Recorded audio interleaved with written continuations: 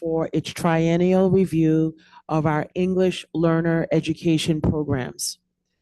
Our EL director, Mr. Paul Teixeira, and his team will be working with DESE evaluators and Medford staff and faculty to facilitate this important review.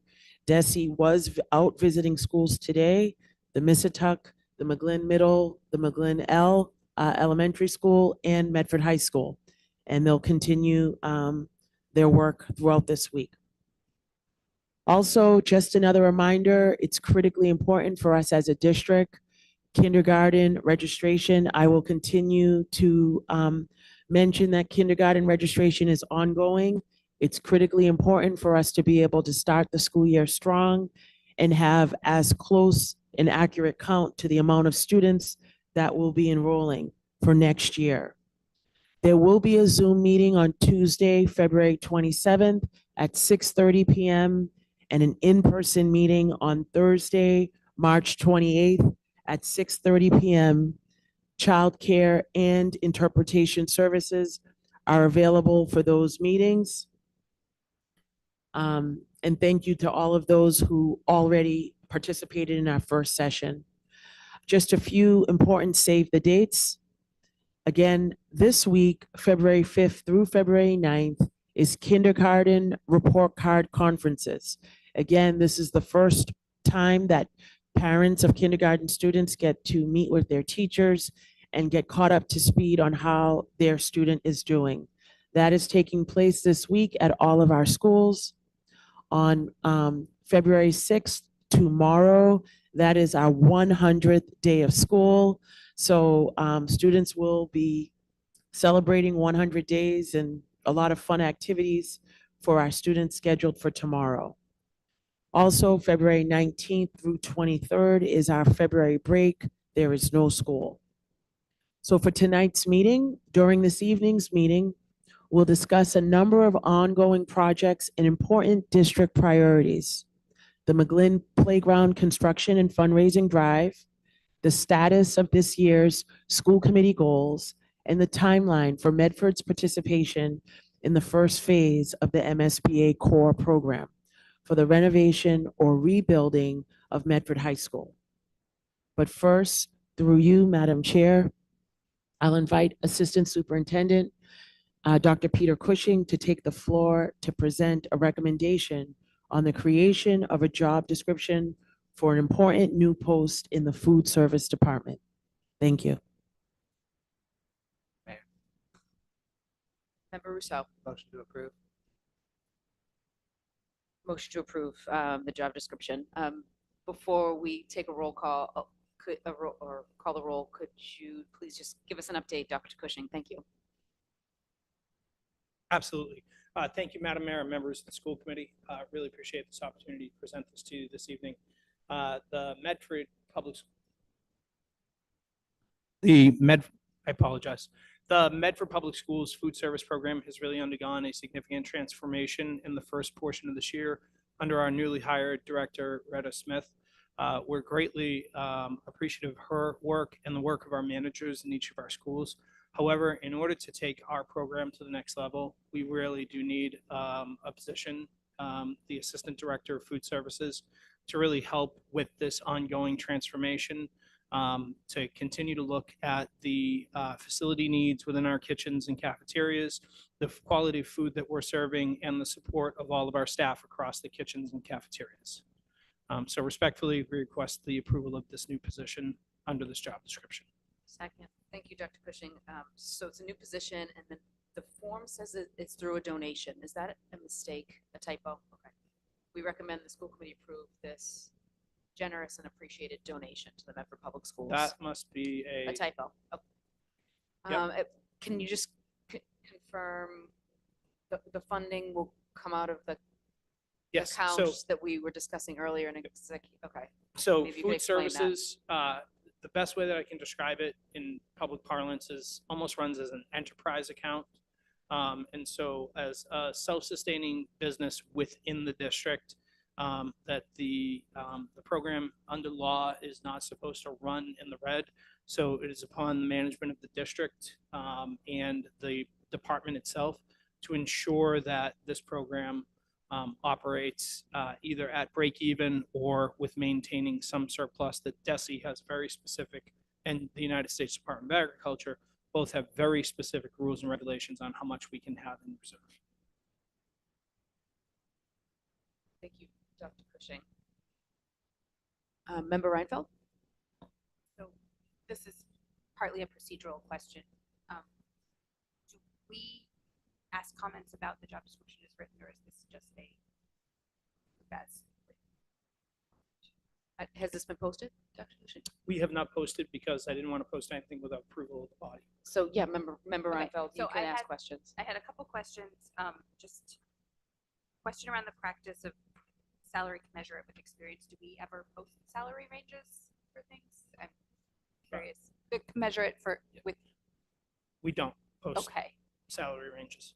Okay, so that's a different conversation then about practices around that.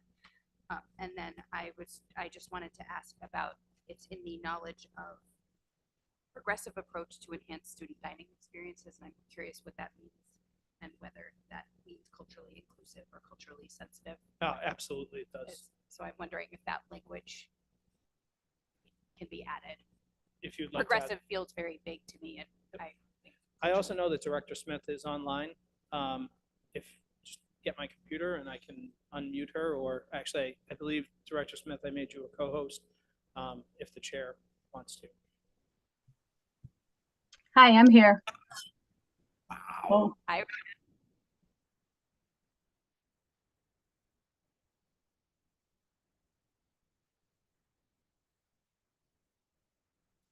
Director Smith, you're coming in pretty loud, so do you want to give us any information on Member Reinfeld's question? sorry. Now I'm trying to whisper. I don't want it to be too loud. Can you hear me? Yes. Okay. Yes. So I think you're correct. Progressive is a very broad term. So that would be culturally inclusive, maybe looking at different styles of distributing food, especially at the high school level. So just trying to do things in a way that best meets the needs of the students and the facilities. Great, thank you. So do you want to amend and make it culturally inclusive? yes, I motion to May I add point of- culturally inclusive in that. Sorry, point of procedure. I think first we had the motion on the floor for this, and I had seconded the approval, but I just want to say for not a motion, but an amendment, right? Is that what's being suggested? Yeah, motion for Sorry, approval by motion Member to Rousseau, amend. seconded Okay, by yeah, Member yeah, yeah. McLaughlin, as Make sure amended by we- Member. Thank you. Just wanted to Okay, make sure we weren't doing separate motions. Thank you. Any other questions on the job description? Do we have a range, a salary range in mind? Because the city posts salary ranges, so. Yeah, it would be in the about 57 to 63 is the neighborhood that we're thinking at present. Thank you. Okay, if there's no further questions, we're going to move approval as amended. All those in favor? Aye. All those opposed? Motion passes as amended. Thank you, Dr. Cushing. Thank you. Thank you, Director Smith. Thank you. We have the McGlynn Playground fundraiser website update. We have Mr. Thomas Dalton, our communications director. Welcome. Thank you, Madam Mayor, and through you, good evening to the members of the school committee. As you're all aware, the district commenced construction late last year on a new playground at the McGlynn Elementary School. This playground, which will be the city's first universally accessible play space, will be an exciting improvement for the school community, the neighborhood, and the city at large. At its January 8th meeting, this committee approved a motion offered by Member Graham to establish a fundraising campaign to support the ongoing construction and future maintenance and improvement needs of the McGlynn Playground. After the passage of that measure, school district staff, including the finance and business office, website, administration and development team, and the superintendent's senior executive team collaborated to execute that motion. Our finance team, under the leadership of Director Jerry McHugh and Accounting Manager Noel Velez, performed the necessary due diligence and bookkeeping to create the McGlynn Playground Fund, allowing the district to designate a clearly segregated destination for any funds raised from the public in this initiative. I worked with Ms. Lisa Miller, vocational teacher, and our MPS website administrator, and Associate Superintendent Emerita Diane Caldwell, another MPS website veteran, to establish the necessary website infrastructure to solicit donations online. This is the first time we're soliciting charitable donations online, so we wanted to make sure that we looked at each step of the process and that we understood clearly how it was going to work before we started actually soliciting the donations. We were able to meet with BlueSnap. BlueSnap is the third-party vendor which helps MPS process online receipts such as athletics user fees. And we created a secure online form and payment portal for donations to the Playground Fund. Importantly, these contributions will be clearly marked as contributions to the Playground Fund, and they'll include all of the identifying information we need for donor acknowledgement. Once the form was created, Ms. Miller and I created a web page for the fundraiser, which is also easily reached through the main page navigation on the MPS website. If you're ever on the MPS website, you can find it under the Students and Families tab in the main menu. And then moving forward, we'll regularly share information with the Medford Public Schools community on how to support the McGlynn Playground project. We'll be utilizing existing channels of communication such as social media and email to contact school community members, but we'll also extend our reach beyond the schools to Medford community organizations and other donors to request their support for this project. We're maintaining close contact with the McGlynn Playground Committee, the volunteers who helped plan and design and execute this project, to ensure that existing channels of communication with advocates and stakeholders are still employed throughout the course of this giving campaign. The fundraising page on the MPS website has already been added to the McGlynn Playground Committee's link tree. So their stakeholders will be able to easily access the donation page and information. I'd like to offer my thanks through you, Madam Mayor, to the members of the committee for authorizing and encouraging this drive. The playground project will obviously benefit tangibly from this community financial support, but I do also think that the fundraising effort is going to help us raise awareness about the project and excitement for this new play space, because really it comes down to this really important effort to ensure accessibility and equity in play for all of Medford's kids. So I'm happy to address any questions or comments that the members may have, and I thank you for the chance to present tonight. Thank you, Thomas. Much appreciated. I know the press release went out, if I may, from the chair. Will we be doing something weekly just to remind people? Because people sometimes see a press release, realize they have 2 months to, donate, and then they'll forget. So I just want to make sure we have a strategy for the timeline. Yep, absolutely. So I'm laying out a timeline for social media posts, additional posts to the Medford patch, and kind of follow up with reporters. I mean, it's not always easy to get news reporters to cover local giving campaigns, but that doesn't mean I won't keep trying. And we'll continue to do different touches, whether it be in the superintendent's weekly newsletter, on the website. We'll be encouraging elementary principals in particular to include it in their principal newsletters, which go out either weekly or monthly, depending on the school. So we'll make sure that we get it out as many avenues as we're able. Let us in the city know what we can help with too. We have a monthly newsletter. And Certainly. Planning, Development, Sustainability has a newsletter they put out every so often as well. So we're happy to help. Great. I'll make sure to be in touch with your team. Steve. Yeah, thanks. Wonderful. So everybody, make sure we donate. This will be a great playground. We've had so many, even our members working hard to make this a reality. So yes, thank you. Thanks for the update. Great. Thanks very Thank much. you. We have number 4, the MSBA timeline overview. Again, I'll turn it over to Dr. Edward Vincent. Okay. Good evening. This presentation, shortly we will project for you. Thank you, Dr. Cushing. The MSBA building process, and I want to thank all of you who have been supporting this work. And I know people may want to know, where are we as a district in this process? So this is just to give you just a brief update on that. So Medford Public Schools has been accepted formally. We announced it into the Massachusetts School Building Authority, MSBA eligibility process. As you can see in the table that's being displayed, it's that first blue box. This is a significant first step to determine the future of Medford High School's physical structure. A little more background information. This journey began for us a little bit ago. The MSBA Statement of Interest, our SOI period, it opens annually for districts across the Commonwealth to submit applications to MSBA.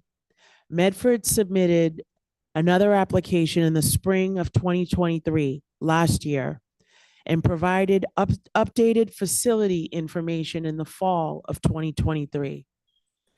Just in December, late December, the Medford Public Schools was formally invited into the eligibility process period, that first blue box, by the MSBA Board of Directors. So there are officially 7 steps that each district needs to go through. We are currently at step number 1. So under the eligibility period for Medford Public Schools, our eligibility period begins on May 1st, 2024. So we still have a little bit of a runway, but it begins May 1st, 2024, and it's for 270 days. So again, that'll run from May 2024 into the beginning, January-ish of 2025. That will be our first eligibility period. A certification of the school district's understanding of the grant program rules by executing an initial compliance certification. Later today in the agenda, there will be a resolution regarding the formation of a school building committee, which is also a critically important step in meeting the requirements during this eligibility period. While the MSBA allows for local communities to govern the overall composition of the school building committee, there are specific roles that are required. The district must complete an educational profile, a questionnaire to keep MSBA informed of what's happening. We have to talk about our current and proposed educational facilities. We have to share with them the teaching methodologies that we use in Medford, discuss our grade configurations, and all of our program offerings. All of those things are required during the eligibility period. We will also provide a summary of the school district's existing infrastructure repair practices. We have to agree on the enrollment estimates along with MSBA, because that's critically important when they're thinking about the size of the new facility. And the community is required, this is important, to authorize spending by a vote during step 3. So eligibility period is step 1. Step 2 is forming the project team, which is still part of the eligibility period, but also transitioning. That's step 2. And during step 2, one thing that's important is, although we were invited and we are going to work to complete all of the eligibility requirements, it does not definitely guarantee us a spot in the MSBA's capital project pipeline.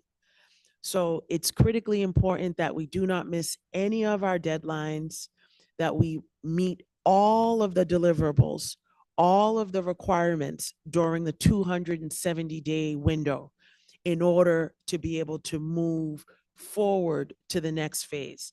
If we do not, for whatever reason, hit all of the deliverables, then as a district, we would have to go back to resubmit another statement of interest. So we don't want that to happen at all.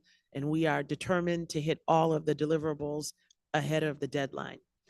So step 2 is forming the project team. That's what you see, the blue and the green rectangle. And at that time, one of the key pieces that will, key individuals that will be needed is the owner's project manager, OPM. And the owner project manager provides project management and guidance. So that is a new position that we will need to seek and hire to have someone be the OPM of the project. That happens during phase 2, step 2. Step 3 is the feasibility study, where they actually look at the initial space summary, look at the district's programs once again, look at existing school conditions. There are a lot of look at parameters. So they go through all of that during step 3, the feasibility study. And approval by the MSBA Board of Directors is required for all projects to proceed to the next phase. After step 3 or phase 3, we move to phase 4, which is the schematic design. Step 5 is funding the project. Step 6 is the design, development, construction, documentation, and bidding. And then step 7 is actual construction. So again, as we have our upcoming meetings, we want to just be able to give a little bit of information at each meeting to update and keep the community informed on the MSBA process. Again, we are only right now in the eligibility period, step 1, which is a 270-day process. So that's my report for this evening. Great. Thank you, Dr. Edward Vincent. Member Branley. I'm just curious on timeline overall. If I'm going to be very positive that all this goes as well as we would like it to, what is the timeline that we're looking for? Ballpark, obviously, not, you know, are we looking at 5 years, 10 years? Is this maybe my grandkids?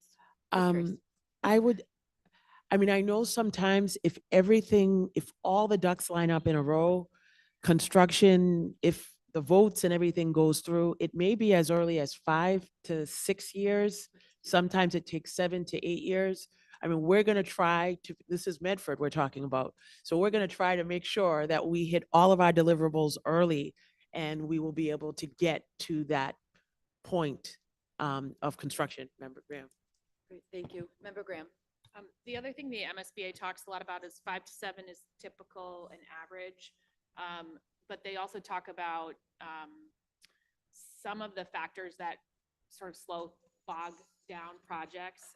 Certainly if there's not like consensus about the project, that bogs things down. But as importantly, if you are doing really complex things like consolidating multiple schools into one, or redistricting, like anything that it has to do with like sort of substantially changing the like makeup and chemistry of what goes on in the building, they sort of cite as a reason why things slow down. So we don't really have that going on here too much in terms of what we're seeking to do. So I think that's good news for us, because that and those kinds of conversations obviously take the time that they take to unfold in the community and to have broad support and to think about all the impacts to all of our staff and students and all that stuff. So because we don't have that, like the 5 to 7 year timeline is sort of reasonable, I think, for us to expect out of this project. And, to that, when we talk a little bit later about the building committee, we're going to want to build a building committee that's committed to 5 instead of 7, 8, 9, 10, because, there are lots and lots of kids who have been waiting really patiently for this. We're going to miss it completely. But more importantly, like for me, when I look at all the money we're having to put into the high school to handle like massive leaks that happen or asbestos tiles that come off the floor, like all of those remediation costs are going to continue to accelerate until we are able to really undertake this project. So we should be, in my opinion, trying to move as fast as possible, although the MSBA is we can't move faster than they're willing to let us move. So we just need to try to be on the front of the timeline instead of on the back of it as much as possible. Thank you, Member Graham. Member Reinfeld. Yep. The question about community vote, is that part of a regular election cycle? Is that a special election? What does that look like? You would, I'll turn to Member Rousseau, but hopefully during a regular election. Member Rousseau. Well, the mayor's already said hopefully, but there's no requirement that it happened during a regular election. It can be anytime. And depending on certain communities may strategically choose to not do it in a regular election or a general election, depending on the makeup of the community. And, if it's a presidential, everybody's showing up. Is that something you actually want? There's no one answer, but obviously the city would have to pay for an election. So that's a consideration too. Thank you. Thank you for the update, Dr. Edward Vincent. Last for reports, we have the report on the status of the school committee goals. So again, turn it over to you, Dr. Edward Vincent. Yes, so good evening. Back in October 16th was the meeting where we had a lot of technical difficulties and we had to, people couldn't hear audio. There were all kinds of problems happening that day. So we actually had the goals, and if it's possible, thank you. We'll get them up in a moment to for you to look at. But these goals were voted by you, the committee, approved on March 6th, 2023 of last year. And so it was March 6th that you, during the 22-23 school year, March 6th, you put out 7 key actions that you as a committee wanted to accomplish.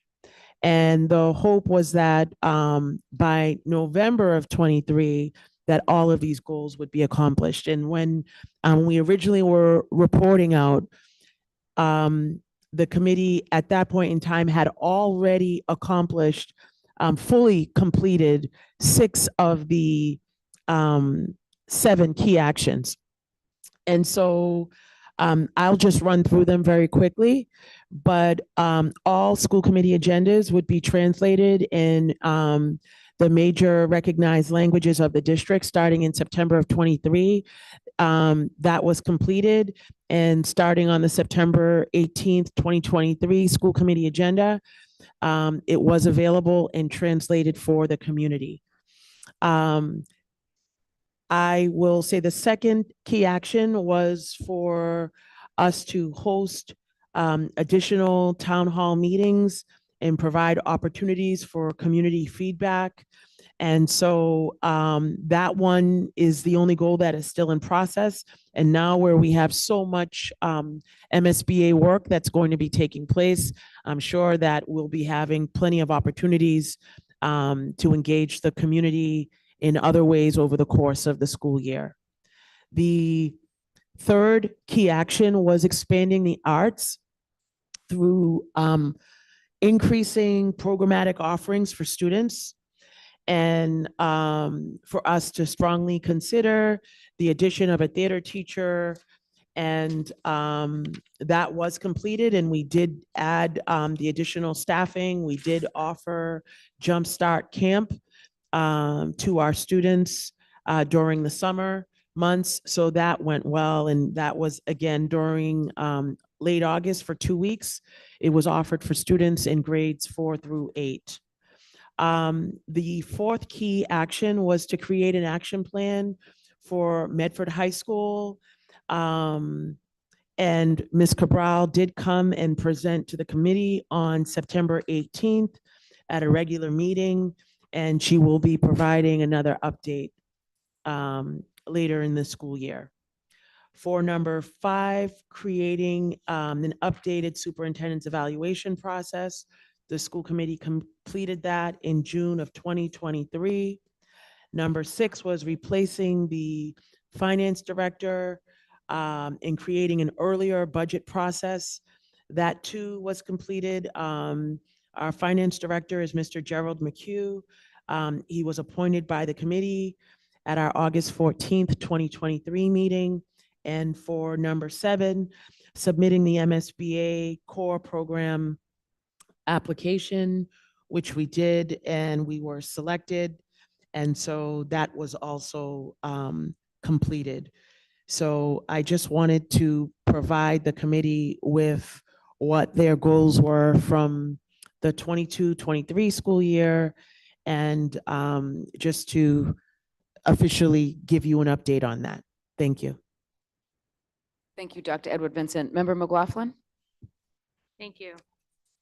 Thank you, Dr. Vincent, for putting these forward. And just to be clear for the community, these are school committee goals that the school committee as a whole set for ourselves to be able to identify and for the community action items that would be tied to our mission of that you have in your own goals around equity and community and so on and so forth. So these were our accountability to these are partially our accountability to the community. And so I just had a couple of comments / questions. One was,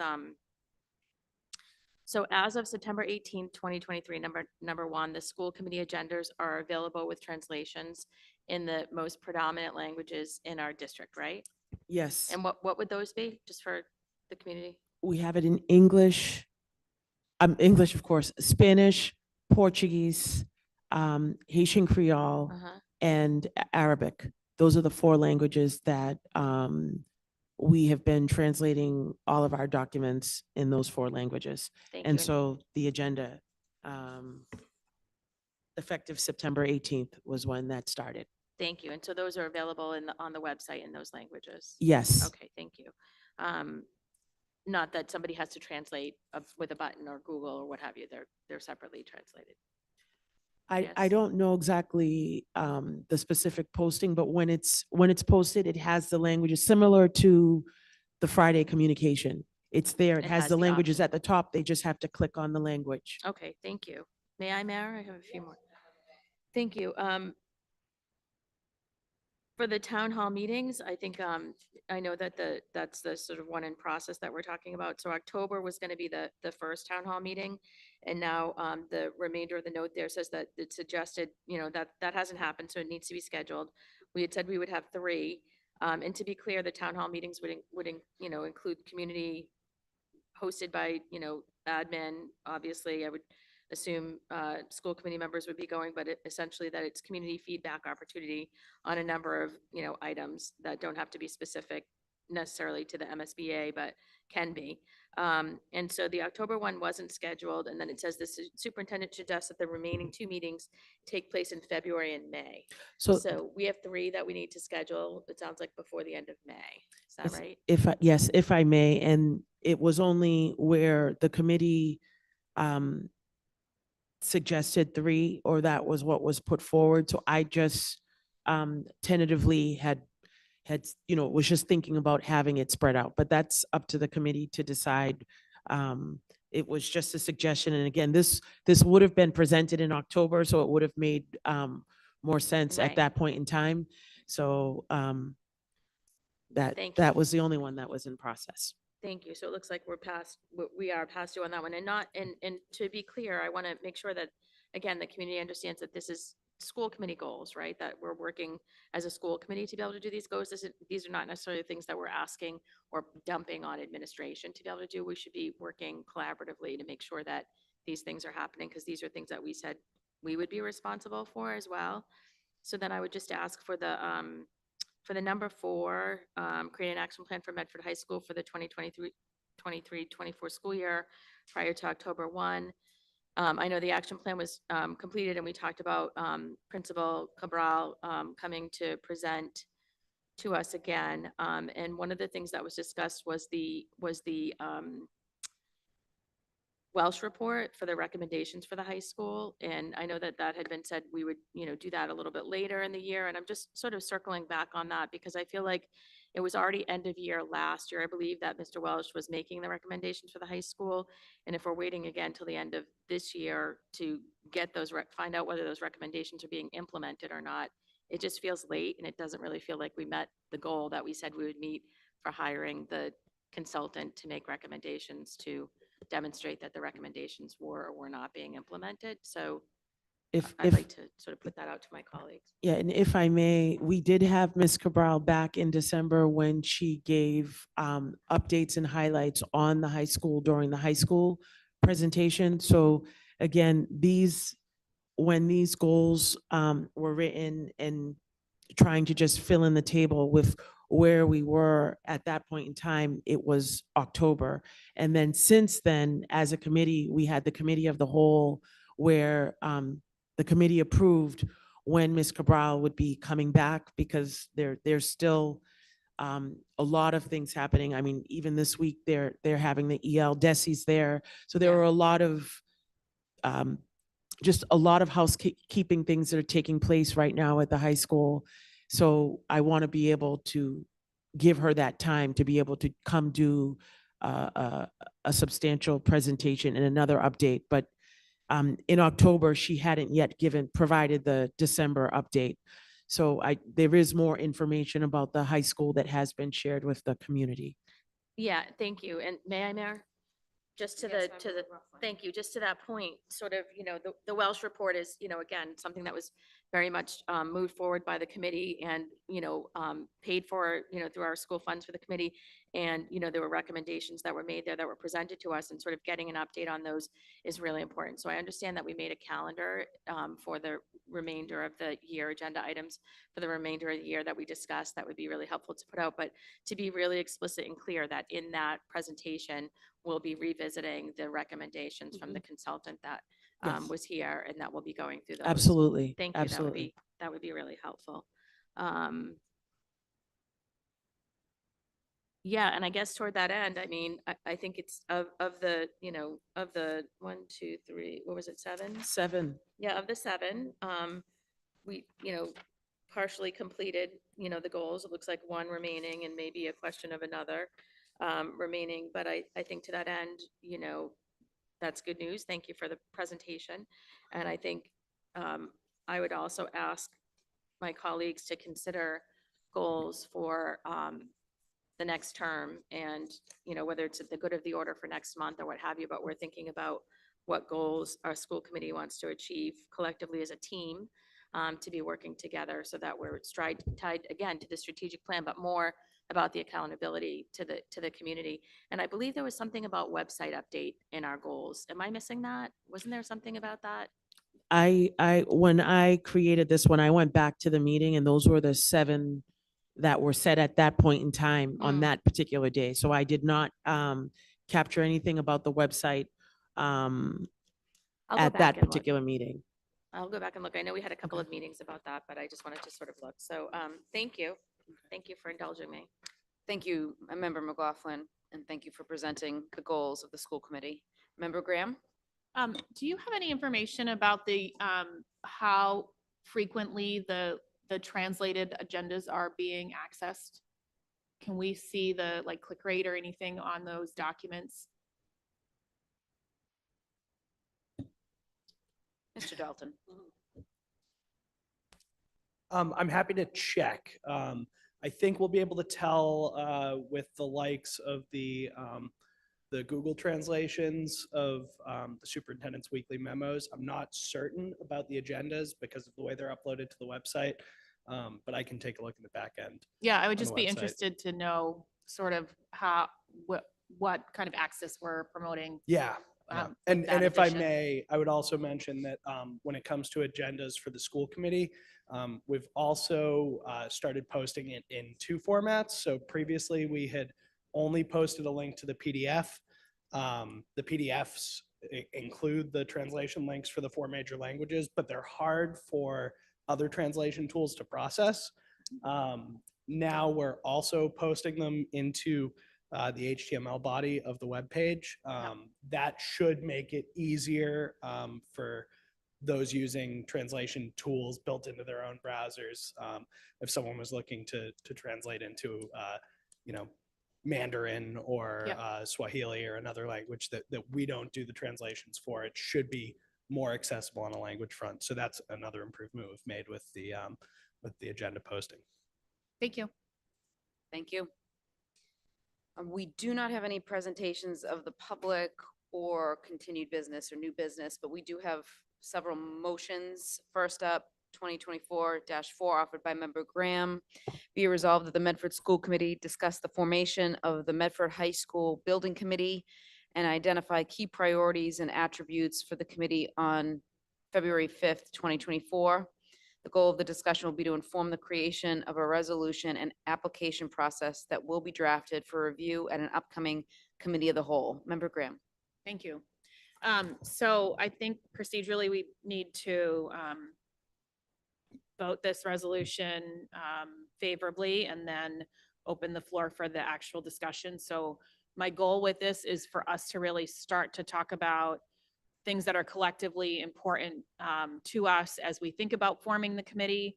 MSBA is really explicit that local control is the answer for all questions about the school building committee. And they actually sort of decline even to say what you could do or what you should do. They really want communities to think through that for themselves. And sort of the consequence of that is if you look at other building committees, some are very small, some are very big.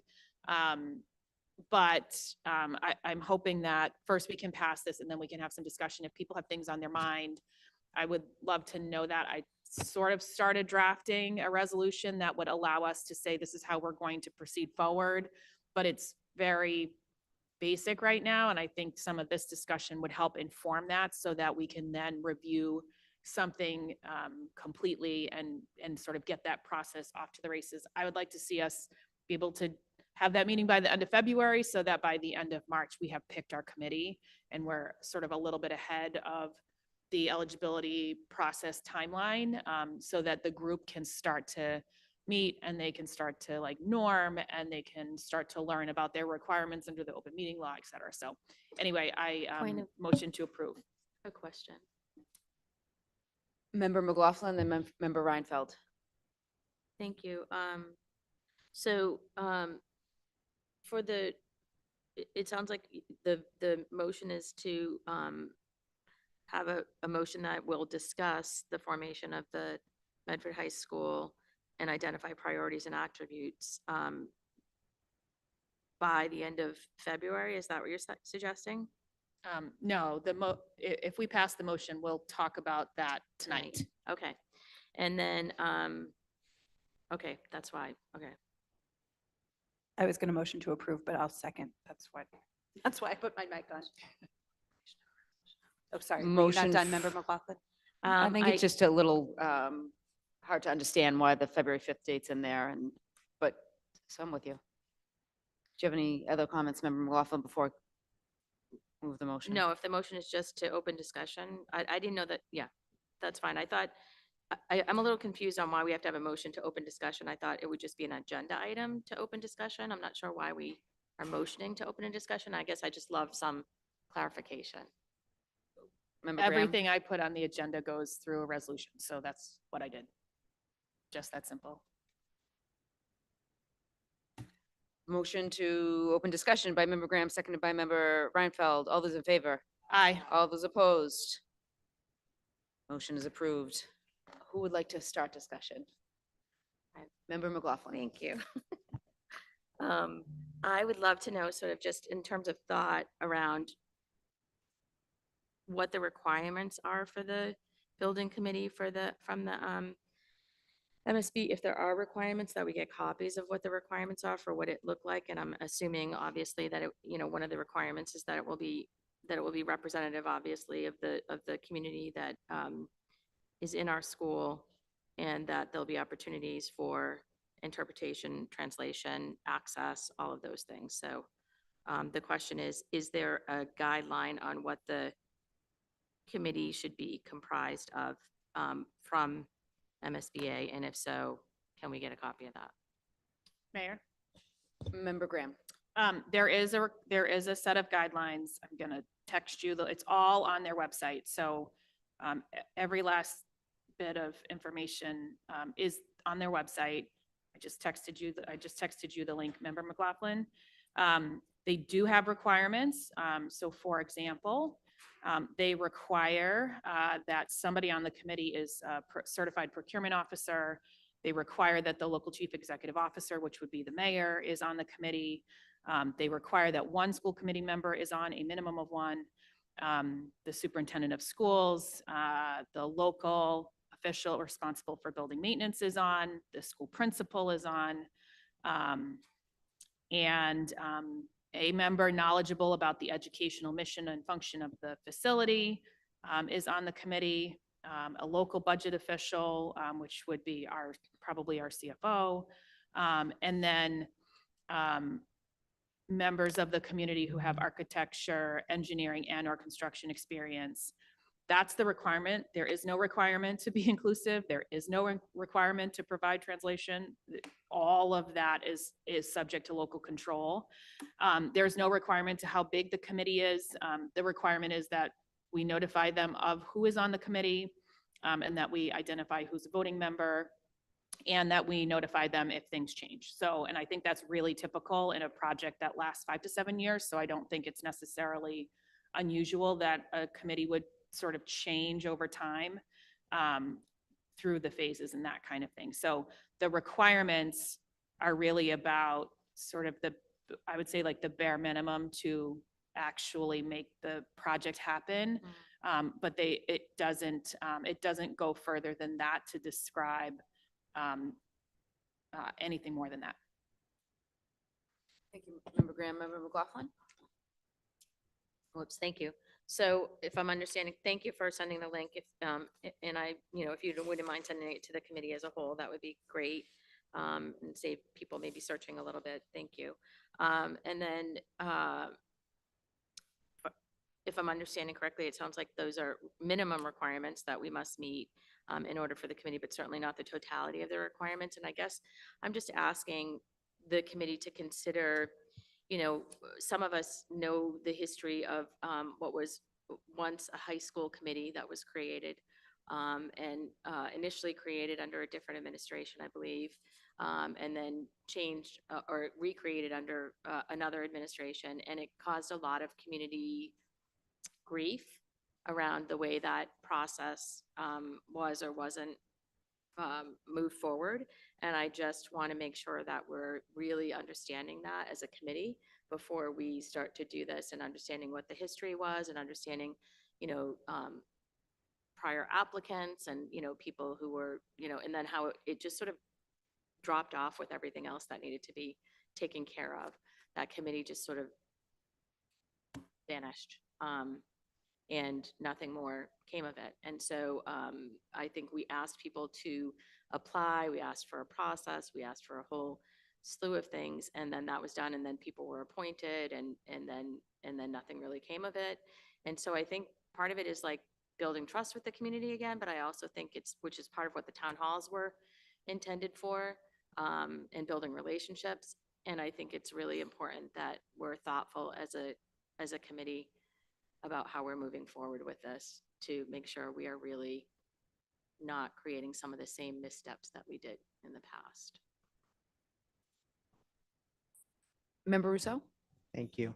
I've looked at some building committees around, and one of the things that was sort of glaring to me as confusing was that there were no parents. There might be one teacher. And I was trying to wrap my head around it, because I remember Graham and I did talk about, like, just blue sky about, like, who would we want? And we were quickly at like 30 people. Or I don't remember. I think it was a huge number of people. And so managing a group of that size is certainly a challenge. But even if that wasn't a challenge, we have to also acknowledge that what we're asking for in the commitment to be on this committee is as much work as it is to be a school committee member, probably more. I mean, it's many hours a week of uncompensated labor, and it's an open meeting. If a quorum doesn't show up, we don't keep moving along in our process to getting a new high school until that quorum can show up. So the commitment that we are asking, whoever does end up being on this, it's not a garden club. We're asking for a shocking amount of unpaid labor and a commitment. And as Member Graham pointed out, like the committee will probably change over the course of 5 to 7 years. So that's normal and not surprising. But we will have to be very careful that we, if we decided we wanted to have several students, well, and they're voting members, well, if they don't show up and then suddenly there's not a quorum, whatever the agenda was, it's not happening. So I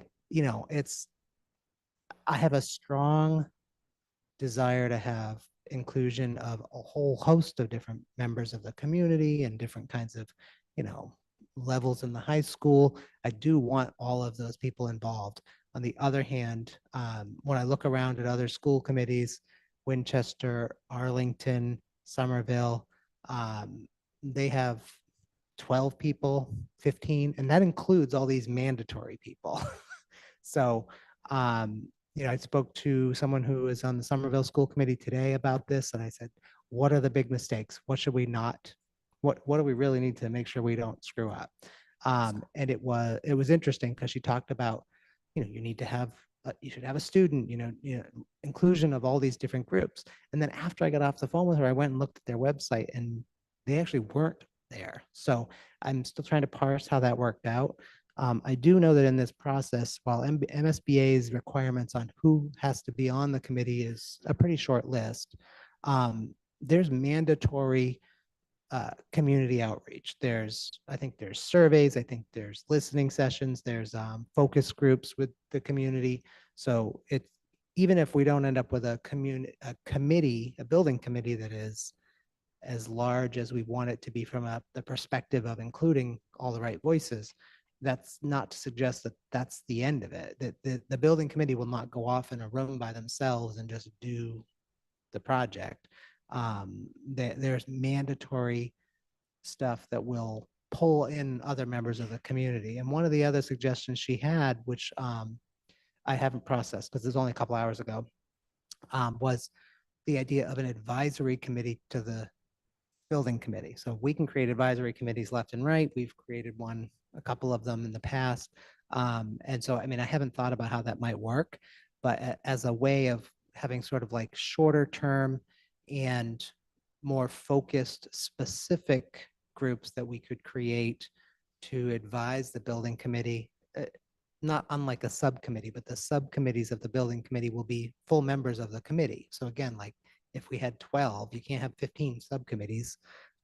So we have an awful lot to figure out here. And, I was at the conference in November with Member Graham, and, there's a big aversion, as Member McLaughlin, sorry, but I don't think you were in this session with us, sorry. There was definitely an aversion to trying to provide advice on this particular thing. And if you think about it, like there are regional districts where people are hour and a half away from the school, like providing this is how you do it when people are dispersed over a quarter of the state in some of these regional districts, that would be really inappropriate. And then there's communities that are so tiny that, again, that same advice would be weird. On the other hand, I really wish we would get some more advice on this, because being wide open feels very, well, it feels a little risky. If we build this too big and then it just can't function, time is ticking. So that's my concerns. Thank you, Member Rousseau. Member Olopade. Yes, thank you. So something that Member Rousseau mentioned, I think is important, or something that I would consider be a productive suggestion maybe, is that we both have, I think, this advisory committee suggestion, but also having voting members and then inclusion members. So I think because we want this to be an expedient process, not because we want to ignore communities in the community, like ignore communities in the city, but we want to make sure that we're going at the speed we should be going at so that this process completes in a timely fashion. Is it possible that we do have our building committee that are voting members, and then we also have our advisory groups who are giving us suggestions on certain aspects of the construction or the remodeling? Just because I think Member Rousseau is correct that if we want to include, as we do, parents and students and other members, other stakeholders in the city, if they're not able to attend for a variety of reasons, as we all understand living in the world, it's possible that they can include their voices when applicable, but they're not stalling the voting processes of the building, if that makes sense. Just a thought. Yes. Great idea. Member Graham. I've been sort of thinking about this. I know somebody who's on a building committee in another community, and she said there's like 35 people on the committee, and that sounds like horribly unwieldy in terms of actually moving the committee through. And so I've been thinking a lot about this, and one, I think one variable is to explore and maybe ask a couple questions, which I can do of the MSBA about the requirements around non-voting members of the committee, because you can appoint people to the committee who are non-voting members. But I also think maybe there's a process for us that says the committee is going to be a certain size through the onboarding of the owner's project manager. And what that really means is through the eligibility phase. So that is like those distinct deliverables, the Chapter 74 profile, the educational profile, and the maintenance plan. So maybe there is a possibility for us to think about having a committee be maybe smaller for that first phase so that we can move through it. And then once the owner's project manager is onboarded, they'll help advise about sort of the broader array of community input that has to and should happen from there on out. But I also think quickly, as soon as you hire the owner's project manager, you're like in the next phase, which is the feasibility study. And that's where I think the committee actually has to expand and get a little bit bigger, because that's the point at which we're going to consider things like, are we going to try to renovate this? Is one option to renovate this building in place, and that causes disruption, and you have to have sort of mitigation plans for that disruption. Or is the plan we're going to like put it right on the side of it? Or is the plan we're going to put it, somewhere in the sky, or whatever it is, we're going to put it in the air rights over Wellington, whatever those like options are. That's to me where the real community conversation starts to happen. And that's where the energy comes, because people are already talking about like, are we going to put it here? Are we going to put it there? So I think this like upfront phase is sort of our requirement to do a lot of blocking and tackling and to fulfill our requirements so that we can get there. But once we get there, that's where like the community input comes in. And so I was trying to think through, like, is there a two-step process to our building committee where that first group is committed through like the start of the feasibility phase and can be re-upped if they want to, and it's all working fine, but also some commitment to expansion when we get there. Because I do think the value of having a bigger committee is the folks in that feasibility study are going to be uniquely suited to go out and sell whatever the choice is to the rest of the community. And we will have to do that in a significant way. So we will, once we pick, they'll give us 3 options and we'll say we like option 2. And then we will have to fund that in some fashion, right? So whatever the reimbursement rate is from MSBA, we'll have to fund the rest of it. And so then we will need to mobilize lots and lots and lots of people to turn out a vote that's going to vote favorably, right? So, and if you've been watching the news, a vote just failed north of here at Whittier Tech. And MSBA, I just saw an article today that MSBA came back to them and said, you've got X days to get this right or you're out. So they are literally at funding and they can't pass a vote. So we can't take that risk, because we have no fallback plan, like this building needs this work. So, maybe once we get through this first phase in terms of go fast, expanding the committee so that there's a broader cross-section of community members who are supportive and stated are willing to work to support whatever sort of funding is required, to sort of bring more people into the fold in that phase, which is, I think, the phase that everyone eagerly wants to get to, right? Like this whole, like, how many classrooms do you have? It's very important, and we have to do all of those things. But I've not heard a single member of the community say, I'm really looking forward to counting classrooms at Medford High, right? Like what they're really interested in is, will it be in place, and will it be on the field, and will it be in the parking lot, et cetera, et cetera. So I was sort of trying to think through that. I'm not even like sold on it myself, but I think it's a possibility in terms of like how we go through this. But I also, the other thing I was thinking about is like, is there a shorter term commitment that we're asking people to sign up for up front? Because asking somebody to commit to 5 to 7 years is a very big commitment. So So how do we sort of strike that balance? And when we put this all together, just be really clear with people about what this looks like. Like, you will need to meet in person, and the meetings will be on, we will have this many meetings, and like as best we can to inform people of what the requirements are, so that we don't have quorum issues and we can actually proceed with sort of our collective intention to move as quickly as possible.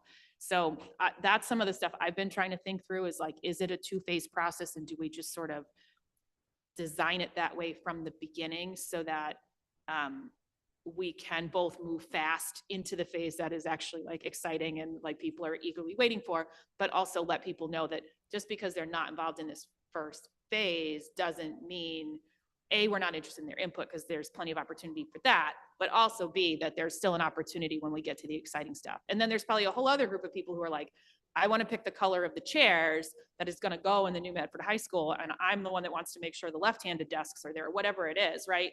And so there's probably even like phases beyond feasibility that we could think about, but at least up front, there seems like maybe there's a line there that we should explore. Thank you, Member Graham. Member Reinfeld, Member McLaughlin, Member Russo. I am curious what expertise we already have here. Like, I'm pretty sure we don't have people in the district who have been through a new construction process, and that feels for new construction in a school. So I'm curious what the expertise is and where our gaps are. And then the other thing that I wanted to say is, I think defining the committee, I like the idea of starting with what we need and being really clear about the process. So I think putting that in addition to the committee, just the process of here are some key milestones for that community input at these stages is really going to be essential. And these are the points when we will evaluate, is the committee shifting? Are we rotating this position or that position? But I would like to know what expertise we currently have. The requirements say one principal. I feel like if we're talking about the Medford High School vocational combination, we actually need two principals there. So that kind of conversation. How big is our committee of people that we already have? Thank you, Member McLaughlin. We yield to Member Graham. Member Graham, just to answer that. Yeah, I think there's probably like 10 to 15 people in the district that you would want on this committee to cover those bases. That was like what I'm remembering when I was like making a mental list, is somewhere in that neighborhood of just school administrators, teachers, et cetera, that you would want in the mix even before you start talking about members of the community, just to get the educational like piece of it right. Right. And then what are the gaps there that we would need for the core committee? What needs to be filled in? Member McLaughlin and Member Russo.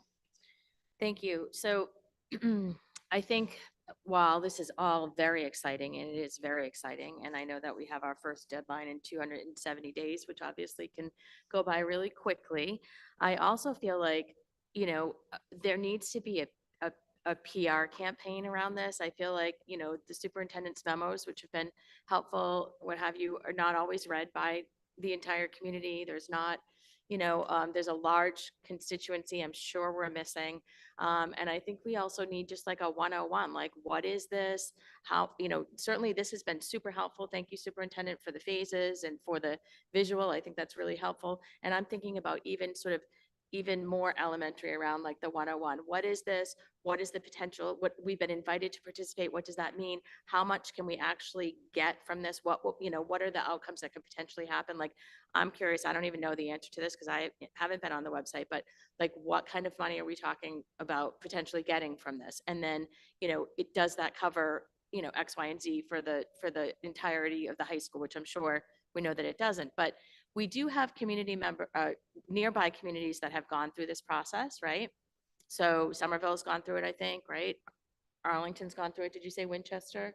Remember we say Winchester's gone through it. So we have these surrounding communities that have all gone through it. And actually I was driving by Arlington and Somerville in the past week and a half, and I was thinking it would be a really great opportunity for the committee as a whole to be able to potentially get a tour of those facilities, but also to potentially talk to the folks that have gone through this process. So I think it's wonderful that Member Rousseau was able to, speak with his friend at the Somerville School Committee. But I think for the benefit of the committee as a whole, we have 3 surrounding communities that have done this. Why are we not tapping into that expertise as well in terms of being able to understand that better? And then again, I really do feel like there needs to be a whole PR campaign around this. I think we're throwing around words and terms and, in phases of the development or whatever. And I don't think people even necessarily know what this means. Like, okay, we're talking about, hopefully in our lifetime, I'm sure it will be, building a new high school in Medford, right? Like basic 101. What does that mean? How are we going to do that? What can we get for, this particular process? How else will we need to augment it? Like, I think we need a basic 101, and I think we should be taking advantage of our neighbors' expertise. Thank you. Member Rousseau? Thank you. I certainly have been trying to take advantage of our neighbors' expertise. But I understand the point. I just think that it's hard enough to get us together. I think trying to get other school committees to serve us sounds like a challenging ask. It would be fabulous. I think it would be better if the MSBA actually provided this. Literally every single district going through this process is sitting here probably having the exact same conversation. Like, why can't somebody give us a little help with how this is supposed to work? And obviously I've not been the fly on the wall as to why they don't go there. It seems like a great place to go. There was a session in December I went to where all of the invited districts members were invited, and there were like 400 and something people on the call. And it was fascinating. Everybody had the same questions, and they were mostly around things like this. So no, I don't remember. I don't know which towns they were, but it was very interesting. I did want to just reiterate, just kind of come back to something that Member Graham said that I actually think is important about this when we think about how to form the building committee. Aside from, the exciting stuff happens in feasibility, and it's correct, nobody has asked to be on anything so they can count classrooms. A lot of the things in the eligibility phase are in fact things that the building committee cannot actually help with. Like the members of the community who will end up on the building committee will not even in feasibility be allowed to just roam the school. And a lot of these activities, there's a massive checklist of things that have to be turned in that nobody in the community can help with.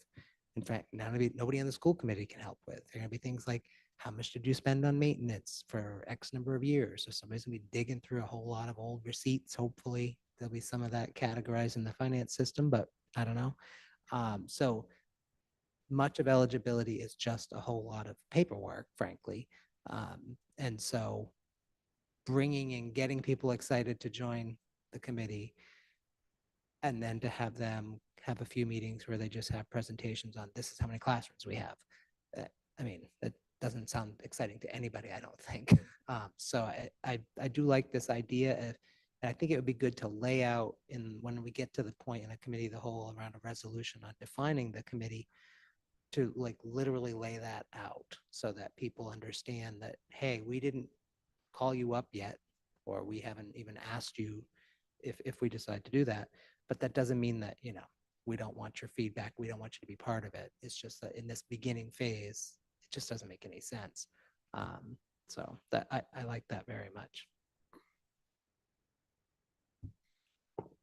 I'd like to acknowledge our student rep who's on the call. I think he's been on for quite some time, Noah Urosco. Thanks for being here and joining us. And we also have a resident who would like to speak.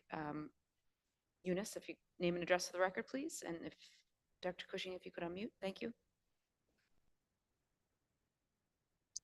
Hi, good evening. Thank you very much. I want to preface this with, I'm a member of the Medford Charter Study Committee, and I am only speaking for myself here. But I want to second what Member Graham and Member Rousseau said about the level of commitment the Medford Charter Committee, like the, building committee, has the potential to have a huge impact on Medford as we move forward. And I think in the case of the building committee, you need to be crystal clear about the amount of commitment that you're asking of any resident. The charter committee meets monthly. And in between that, there's often homework that we have, certainly a lot of reading. Some of us have been involved in various projects. We're up to now 15 monthly meetings, and we've got subcommittees going, we've got other things going. So I think if there's, if you're inviting the public to this, I think you need to be very clear about what the commitment is. How many meetings a month? Are they regular monthly meetings? Will there be subcommittee meetings in addition to a regular, full group meeting? Will there be homework generated from these meetings of whatever it is? So I think the clarity of the time commitment, the energy commitment, and so forth. We've already had additions and subtractions on our committee over the amount of months that we've had. So again, I stress that you really, if you're going to invite the public to this into an unpaid position, particularly, which a lot of residents will be more than happy to do to support the endeavor. I just think that you need to be real clear from the get-go in terms of hours, days, and so forth of what's going to be required. Because as was said, it's not something that you can, show up for when you've got a little extra time on your hands. You've got to be all in. So thanks Thank very you. much. Thank you, Ms. Brown. Your address for the record, please? Oh, Greenleaf Ave. Greenleaf Ave. Thank you, and thank you for your service on the Charter Commission. We hear you.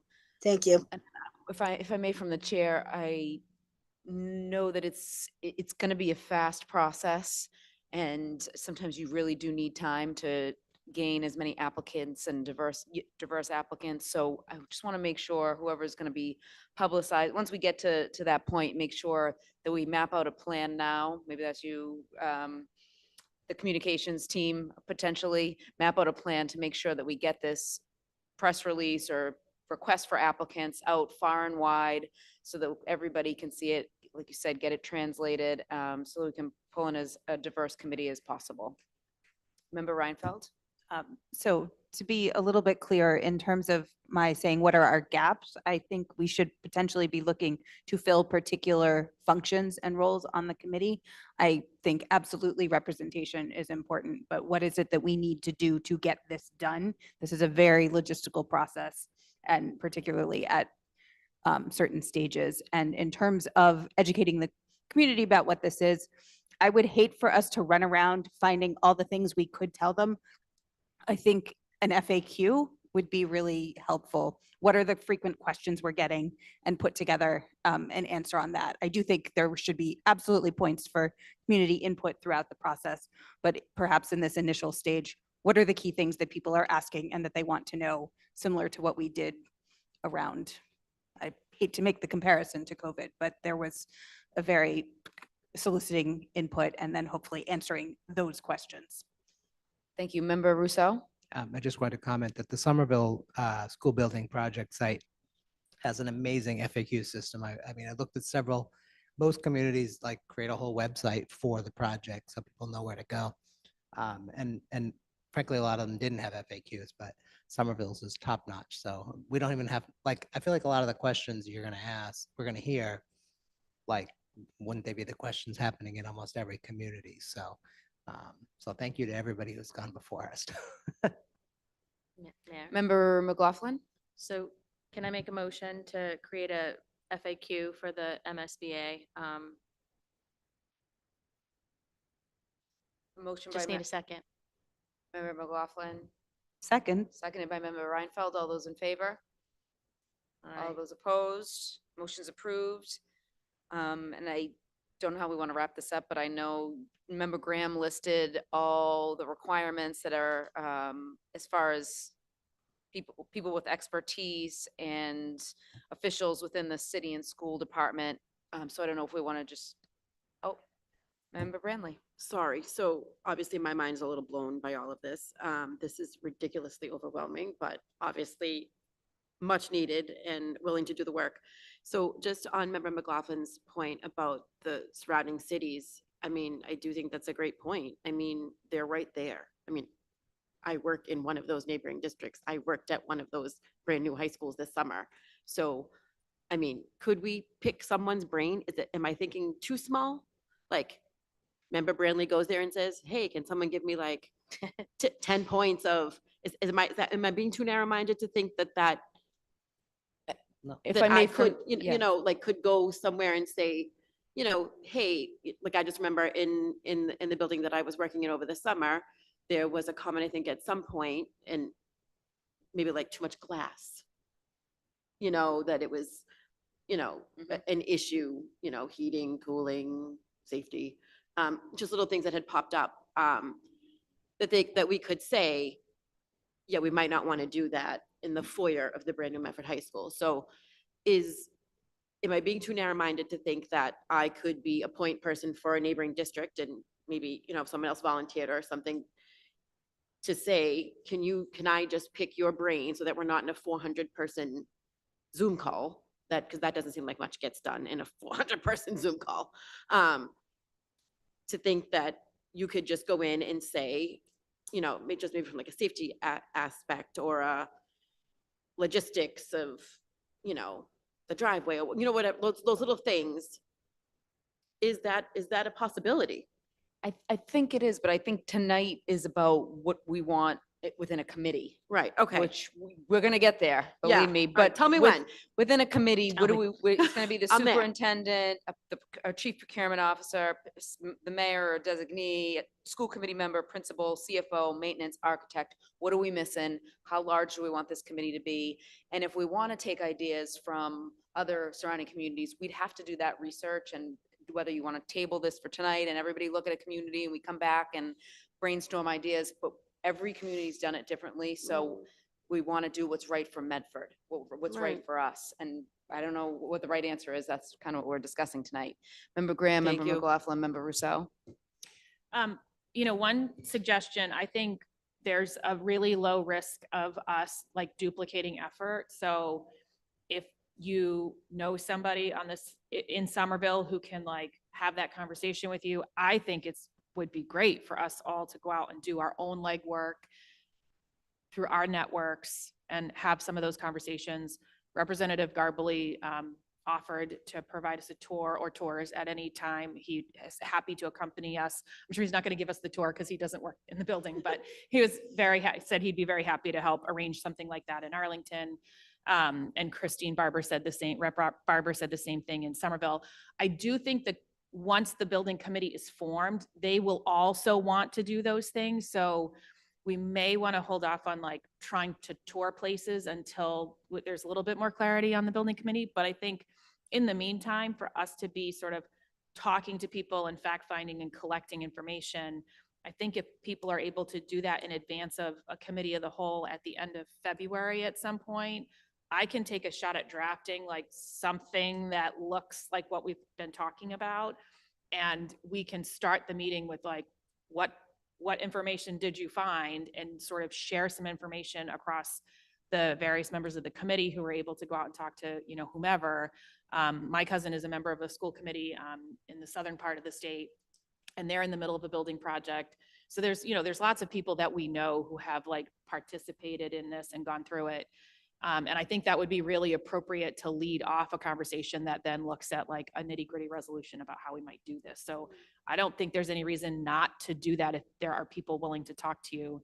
And I also find that anybody that I've ever contacted through MASC, where I've been seeking information about a district, like people are very happy to engage. So I suppose there's maybe small risk if we all call the same person, but I feel like they're just going to tell you like, hey, I just talked to somebody from your committee. So I think it's probably fine for us to like reach out to our networks and then share that information back when we get to the committee of the whole that talks about how we might put this together. Thank you. Member McLaughlin, then Member Rousseau. Yeah, I would agree. I think that it's important to gather information before making the decisions, and I think it makes sense to have sort of people reach out to folks that they can, and also I do like the idea of either subcommittees or advisory committees, because I do feel like that's where a lot of the legwork can get done, and that we're not having an overwhelmingly large building committee and potentially even stages within the building committee. I think these are all great ideas. I do want to say, and I think we need to be thinking about how we're being inclusive, right? And so I'm not just talking about, well, community members or whatever. I'm talking about whoever we're thinking about in the buildings, that we're being diverse and inclusive, that we're thinking about what that makeup looks like, that we're really sort of being thoughtful and just sort of as we go into it. And then I appreciate Representative Garbely's offer and Representative Barber's offer. I think those are lovely offers, and I think we should take them up on it. I agree. We don't want to overstay our welcome or overuse an invitation, and I'm sure Superintendent can reach out to her superintendent colleagues at each of those buildings as well, and you know, get a tour. For us, I think it makes sense to have the building committee tour, but I would also respectfully ask that school committee members are participating in those tours so that we can also see. I know when I'm renovating, a house or anything like that, I love to go look at other people's houses and see what they did and what worked for me and what didn't. And then I spend way too much time on Pinterest. So we can create a Pinterest board for our high school, I guess. Anyway, I'm looking forward to it. I think it's all very exciting. I think it's thoughtful, that we're having these conversations. And I would just ask that we don't make decisions tonight, that maybe we just are having the conversation. Also, so is there a motion to send this committee to the whole unless we want to keep talking and try to hash this out tonight? I would make a motion that we schedule a committee of the whole for the end of February, like after February break. Member Graham, motion to schedule a committee of the whole, seconded by Member McLaughlin. All those in favor? Aye. All those opposed, motion passes. 2024-5 offered by Member Rousseau. And I'm not sure if these are numbered right. Or -5. You do it every meeting is new? Oh, we've only done 3. Okay, thanks. Medford School Committee Policy Bullying Prevention and Intervention Plan will be updated by removing the text 3 or more incidents.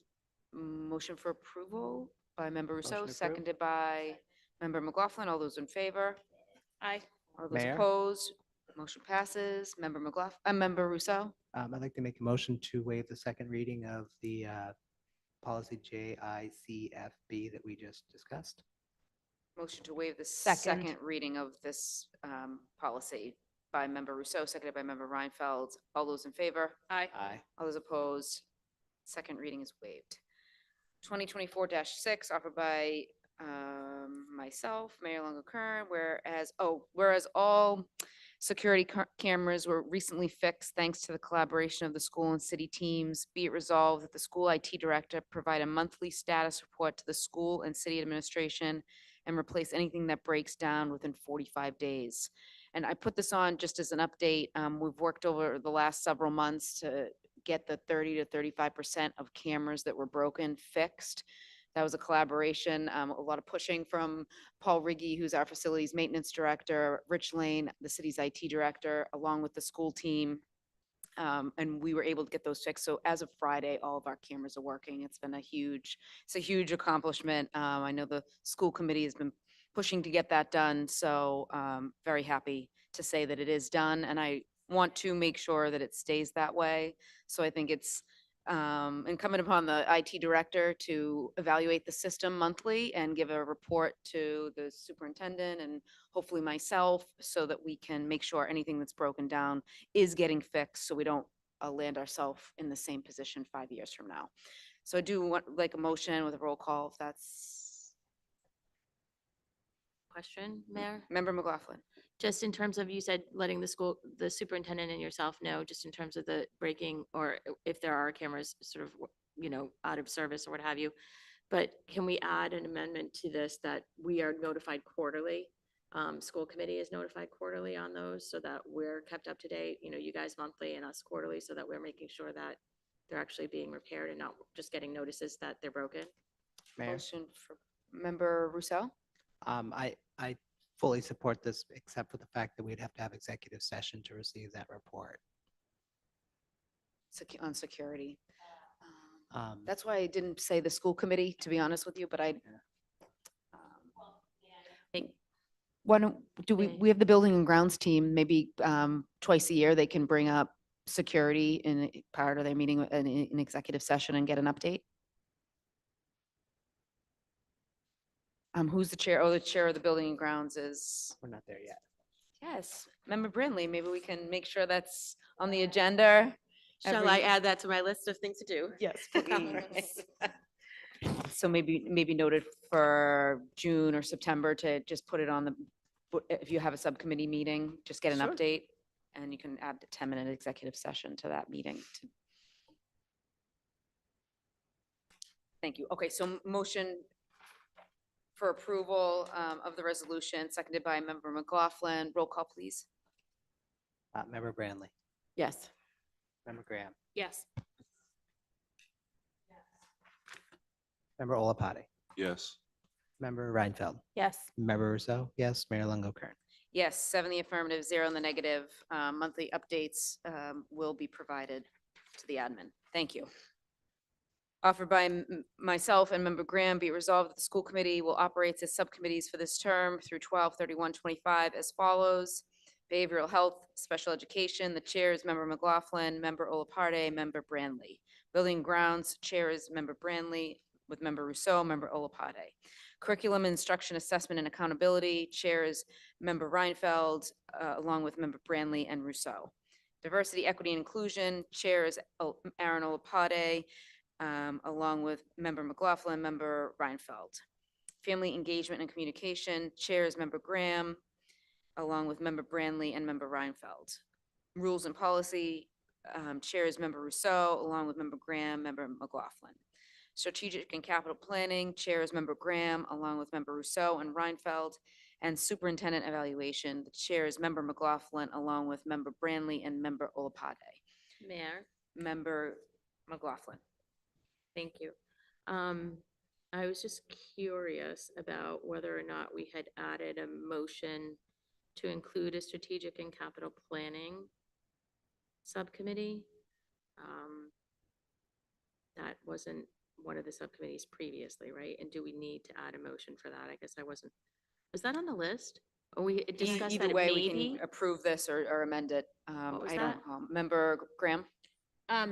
So one of the questions that we asked a couple of the questions that we asked in the survey was whether there were committees that folks felt we didn't need anymore, and there actually was one, and that was the Personnel and Budget Subcommittee, so that's not going forward. But we recreate these committees every 2 years, so they're not required to be anything in particular. And then the other piece of feedback that we did get was that we need a place and a home and a space for capital planning, because we have been talking about capital planning for 4 years, and we've really not gotten rigorous about it. So we need a place and a space for that. So that's how that came to be. So that all of those changes were based on the feedback that everybody submitted when they submitted what they said they wanted from the committees. Yes, thank you. I think that's helpful in terms of, certainly I think it's needed. I think we really need to discuss the process of the subcommittees, because we haven't really talked about what this process is and what it looks like.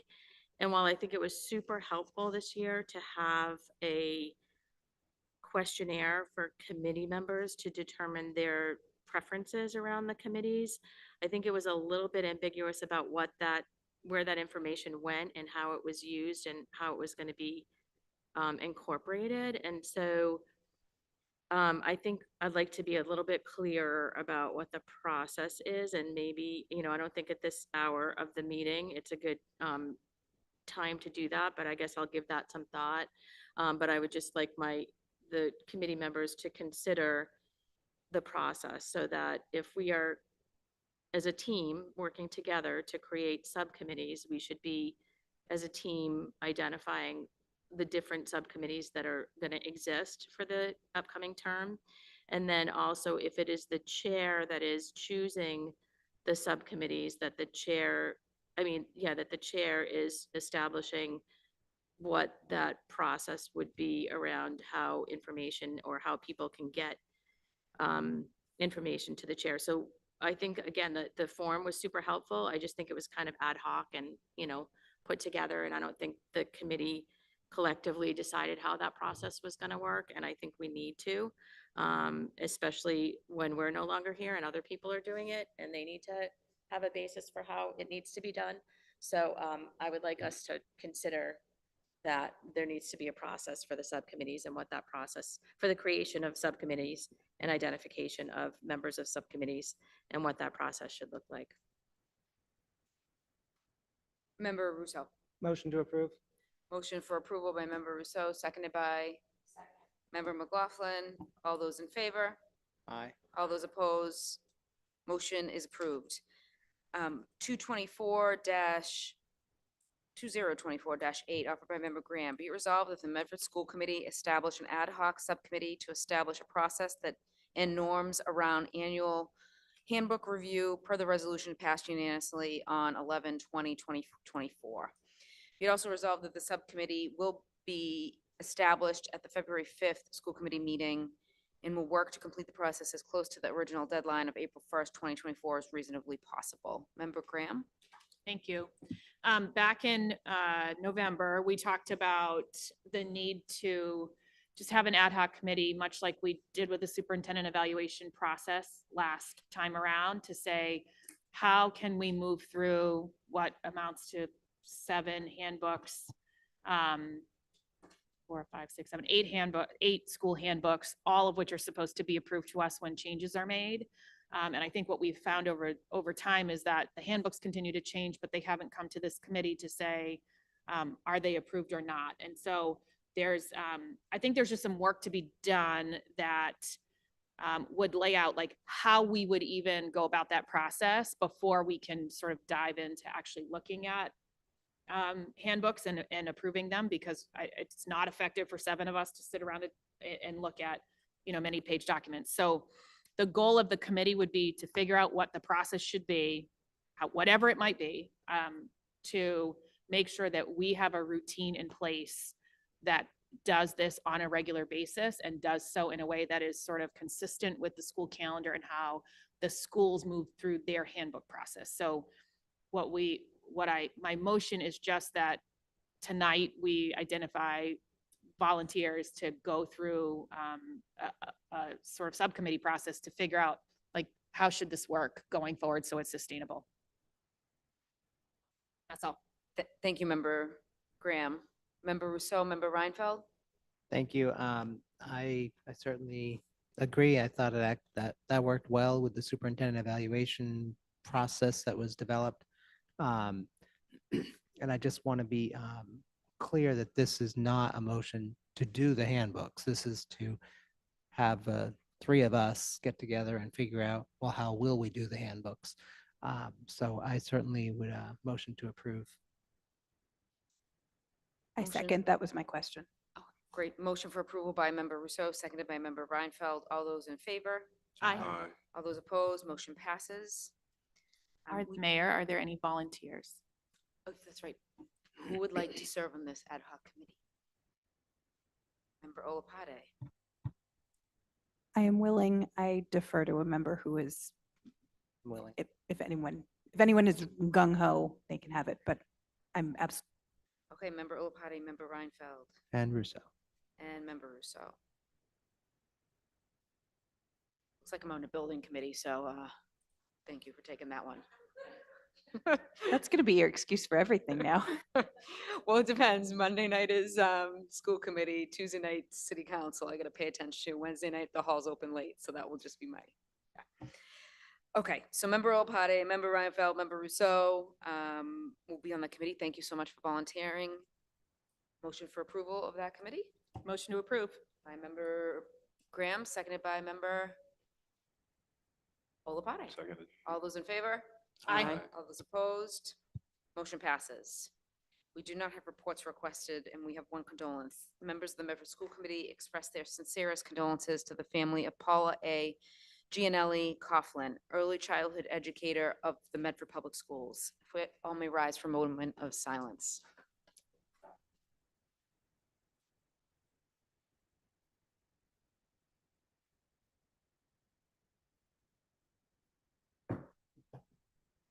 Thank you. Our next meeting, we're lucky, we have 3 in a row, is Monday, the 12th, 6 PM here in the Alden Memorial Chambers. Can't wait to see you all again. Motion to adjourn. Motion to adjourn by Member Reinfeld, seconded by Member Lapade. All those in favor? All those opposed? Have a good night, everybody. Good night.